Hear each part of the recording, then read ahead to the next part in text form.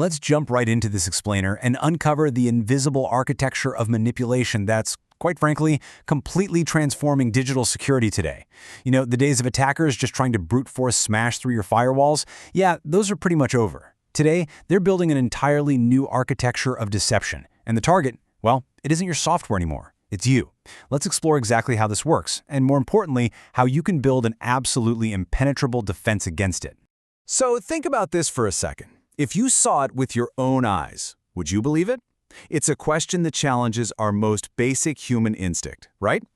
For thousands of years, our survival literally depended on trusting our senses. If we saw or heard something, our brains just naturally registered it as reality. But, and this is a massive but, in the era of generative AI, seeing and hearing are just no longer believing. This technology can now actively bypass our baseline human perception. It's wild to think about. All right, Section 1, the AI deception threat. Let's really break down the mechanics of how this deception actually works. The absolute engine driving these modern attacks is social engineering. Simply put, it's the psychological manipulation used by attackers to trick users into compromising sensitive data. It is pure psychology. Attackers, they aren't hunting for a glitch in your computer's code anymore. Actually, scratch that. They are hunting for a glitch, but they want the glitch in human psychology. They're trying to trigger your emotions, bypass your critical thinking, and basically get you to voluntarily hand over your own data. And to really turbocharge that psychological manipulation, attackers are bringing in deepfakes. We're talking about synthetic audio and video generated by AI to create highly convincing fraudulent content. Think about a perfect replica of a human voice, or a seamless video of someone doing things they literally never did. When you pair the psychology of social engineering with this hyper-realistic technology, well, you get a uniquely dangerous threat. It's a total game changer.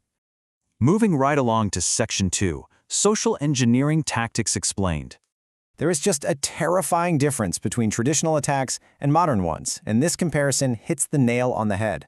Standard phishing, those fake communications designed to trick you into revealing info or clicking links, is basically a broad, generic net cast out into the dark, just hoping anyone will bite. Spear phishing, on the other hand, that is highly targeted phishing based on your specific personal data. It's not a net, it's a sniper rifle. They know your name, where you work, maybe even your recent transactions. It's engineered specifically for you, making it incredibly relevant and, honestly, incredibly hard to spot. Okay, Section 3, the rise of deepfakes. So generative AI is now churning out incredibly convincing fake audio, video, and personalized scam messages, making human detection extremely challenging. Just imagine getting a frantic voicemail from your boss demanding an emergency wire transfer right now.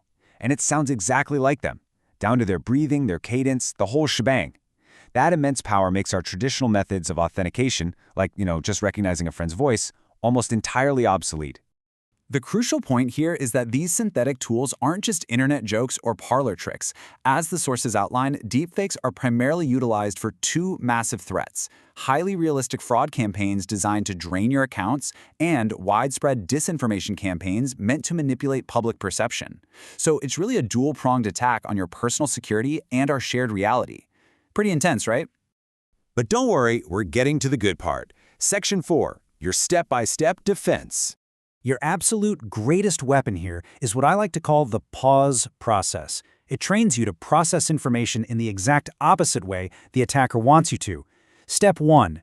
Evaluate your emotional response. Does the message create sudden urgency, instill fear, or seem too good to be true? If your emotions spike, that is your early warning system going off. Then, and only then, move to Step 2 and shift to logic. Are there spelling or grammar errors, generic greetings? Any suspicious links? Always remember, emotion first, logic second. I highly recommend committing this red flag checklist to memory. It perfectly maps out the exact markers of manipulation. We're looking for manufactured urgency or fear, too good to be true offers, suspicious links, generic greetings, and of course spelling and grammar errors. If you're running through your mental checklist and spot any of these, the attacker basically just tipped their hand. You caught them. Now you need to follow this strict decision tree pretty much to the letter. Have you encountered a red flag? Your action is simple. Delete the message immediately. Just don't even engage with it. But what if no red flags are found? Your action is to proceed, but with extreme caution. Because as we've seen today, the attacks are getting so incredibly good that even a perfectly clean-looking message could be a sophisticated synthetic fabrication. As we wrap up this explainer, I want to leave you with one vital question. The entire architecture of AI deception relies on rushing you into making a mistake. Your ultimate defense is, quite simply, the space between receiving a message and reacting to it. So next time a screen demands your immediate action, will you remember to pause? Thanks for exploring this critical landscape with me today. Keep analyzing and stay safe out there.